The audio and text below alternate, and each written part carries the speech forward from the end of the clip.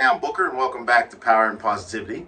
Your 2 minutes, 2 times a week thoughts on well being, personal health, mindfulness, and of course, positivity. We're going to talk about something that's not very positive here, but we're going to put a positive slant on it. Let's talk about trauma. Everybody has it. I always like to say that we are basically all products of the trauma from our childhood. And then as an adult, it's how we handle it. In one sense, if you go around blaming all the stuff from your childhood and the things that you saw from the different prism of being a kid, as an adult, your life can go one way. On the other hand, if you raise above it and you figure out how to think for yourself and how to go ahead and work through things, your life can go another way. I like to say this, and I think this is a pretty succinct way of putting it together.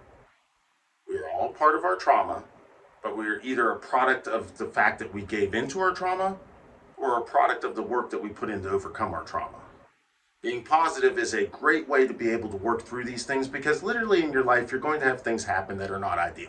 That's just life. That's just the way it is. It's something that I teach my kids every day. For as much as we try to shield our kids away from things, they also need to realize that sometimes life isn't fair and things are not always going to go their way.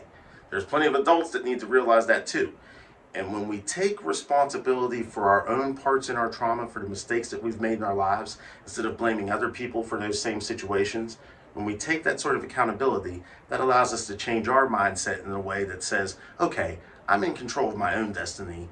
I can take control of these things. I will affect the things that I need to do to make my life different.